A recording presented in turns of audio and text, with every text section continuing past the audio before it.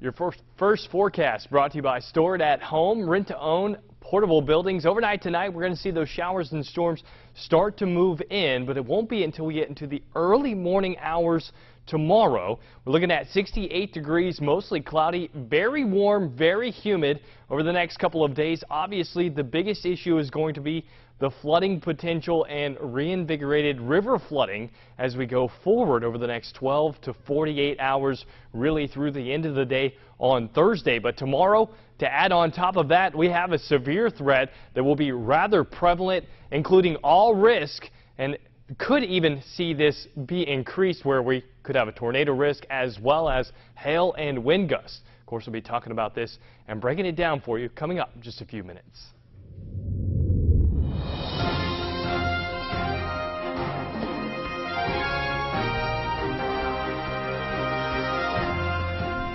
Welcome to ABC 31 News tonight. I'm Scott Beadle. A tale of two zoos. Alexandria Zoo receives its accreditation back, while the one in Baton Rouge loses theirs. ABC 31 Char Thomas speaks with the president of the Friends of the Alexandria Zoo to find out what's being done right locally. It is our big story tonight. Word around town is the Alexandria Zoo is a force to be reckoned with when it comes to meeting AZA standards. Yesterday, the zoo earned reaccreditation from the Association of Zoos and Aquariums.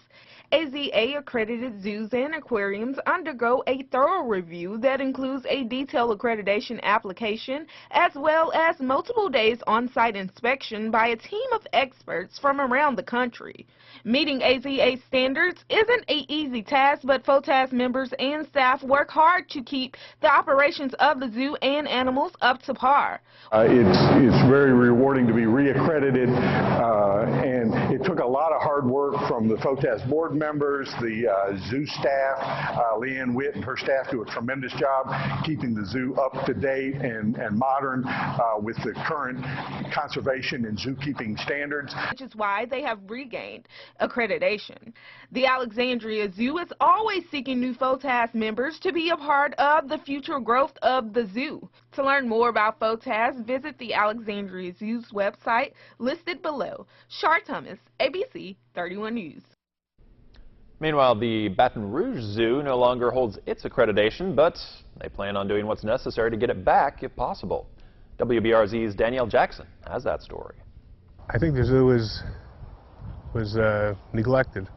Jim Lambert Oswald and his wife are fans of the Baton Rouge Zoo. Today they're taking their granddaughters out to see the animals. He says they're not surprised this zoo lost its accreditation. So I think we need to do more PR and trying to get people up here, make the habitats nicer so that be more pleasant for the animals and for the people. The Association of Zoos and Aquariums did not renew the zoo's accreditation because the facility lacked the proper modern zoological practices, for example, old primate exhibits, as well as concrete deterioration. Other concerns the zoo say they've fixed were smaller maintenance issues, like adding more lighting in the holding areas. Exhibit issues. Today, Zoo Director Phil Frost says they received the news from the AZA on Saturday, and they're going to work hard to get their accreditation back, but it also depends on the funding. It's not about policies. It's not about procedures that we can just say, well, great, we can change that.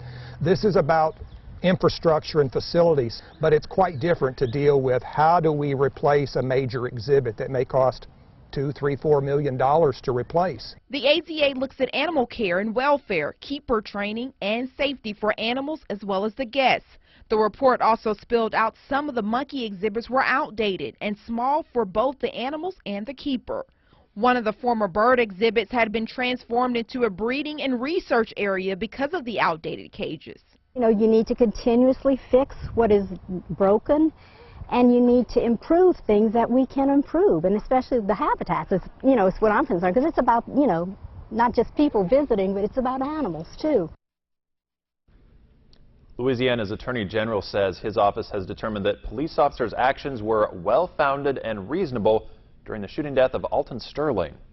At a news conference this morning, Attorney General Jeff Landry detailed step-by-step what happened the night Baton Rouge police officers shot and killed Sterling 2 years ago. Landry says during the investigation, agents determined that officers believed Sterling was armed and that he resisted arrest, even after being hit twice by tasers.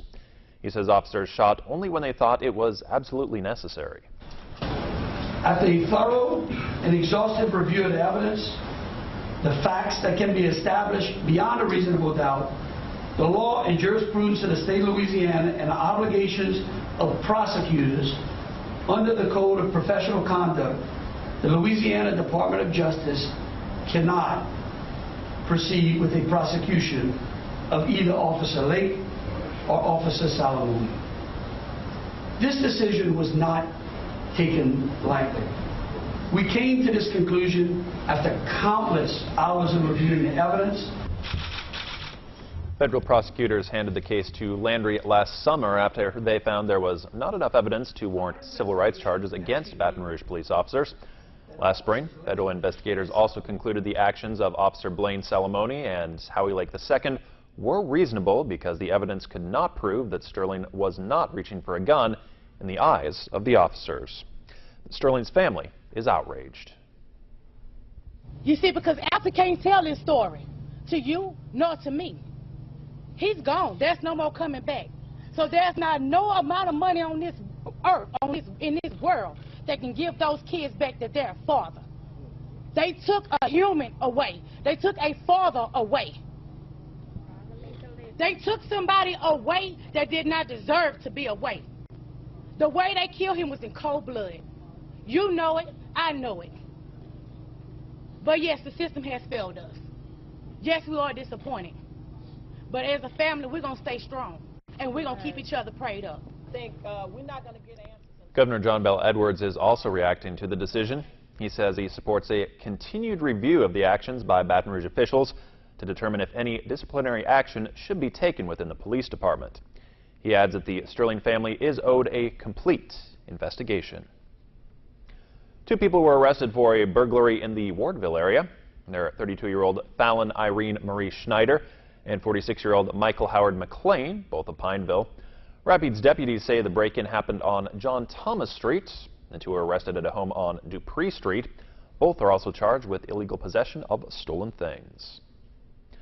And Rapids deputies have arrested a Tioga man for a crime on the Shreveport Highway last month. 45-year-old Elvis Eric Duke is charged with unauthorized entry and domestic abuse battery by strangulation. Deputies say he was already in jail for an unrelated charge when they rearrested him for the current case. A die-off on Roseau cane in the Mississippi River Delta has caused numerous agencies to study its cause. Signs point to an invasive insect native to East Asia, but there could be other factors as well. LSU Ag Center reporter Craig Gautreaux has the story. Roseau cane plays an important role in holding marsh soil in place and helping prevent coastal land loss. In late 2016, large areas of the cane near the mouth of the Mississippi River began to die, and the reason was unknown. An investigation was started and a suspect was named, the Roseau cane scale.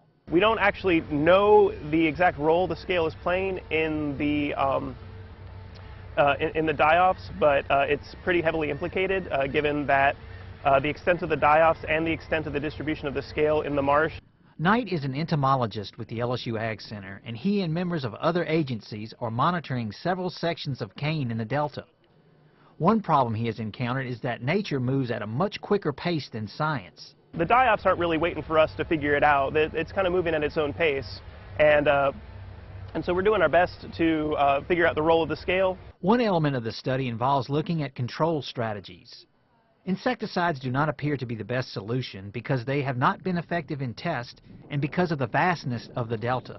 These are all natural wetlands. If we were working in a managed agricultural field, it would be one thing. But if we wind up putting out insecticides, we might probably do more harm than good. Knight said the best strategy may be biological control through the scale's natural enemies.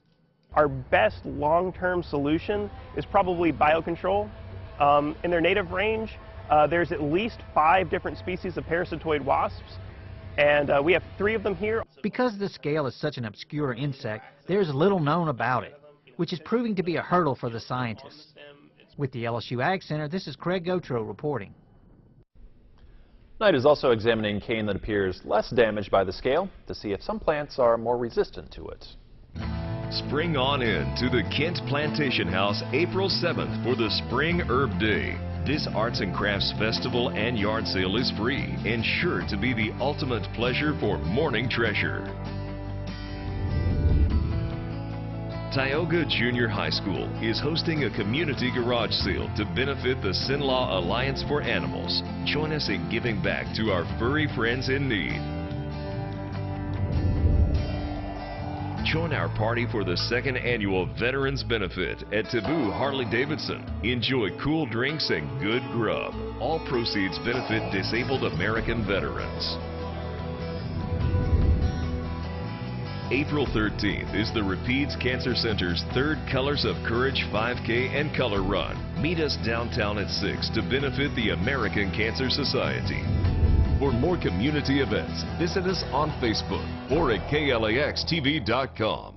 Stay connected with KLAX ABC 31. Visit us online anytime. Get today's top stories and trending topics. Like us on Facebook. Follow us on Twitter. See our pics on Instagram. Watch us on YouTube. And make KLAXTV.com your home for local news and information. Plus, download the KLAX weather app for your smartphone or tablet. Get live current conditions, radar maps, alerts, and more. More ways to stay connected with KLAX TV.